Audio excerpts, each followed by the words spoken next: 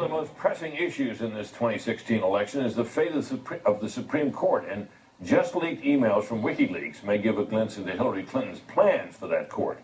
Fox News chief legal correspondent Shannon Bream has the story. Among the newly released emails WikiLeaks attributes directly to the Clinton campaign is an October 2015 conversation among staffers about how the candidate planned to address guns.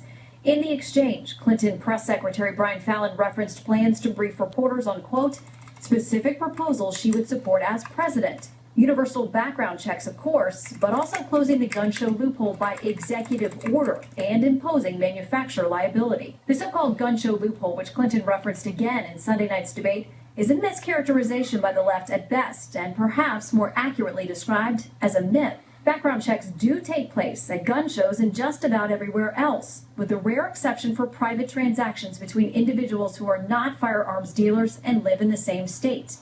The issue of gun control is in the spotlight this election season because of an open seat on the Supreme Court, following the unexpected death of the court's staunchest defender of individual gun rights, Justice Antonin Scalia.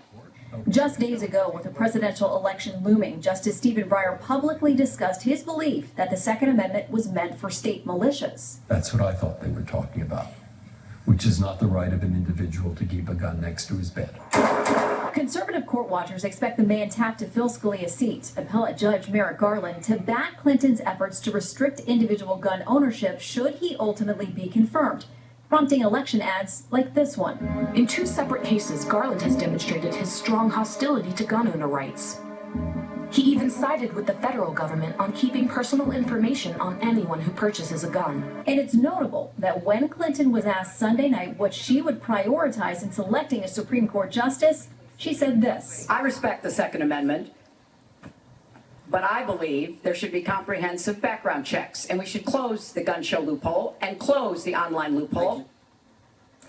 The Clinton team has made clear she has her eyes set on a combination of using executive action and legislation to tighten gun controls. She's also praised programs in other countries that actually work to take back guns that are currently legally owned.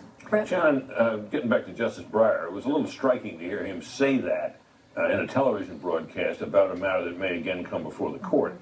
But his position on this issue is not news, is it? No, one of the biggest cases just a few years ago dealing with D.C.'s very strict gun laws, he wrote a dissent. And so it was clear that that's how he feels about this position. But striking that he would talk about it in the days leading up to an election, and the fact that this very well could become an issue before the court again. Shannon, thank you.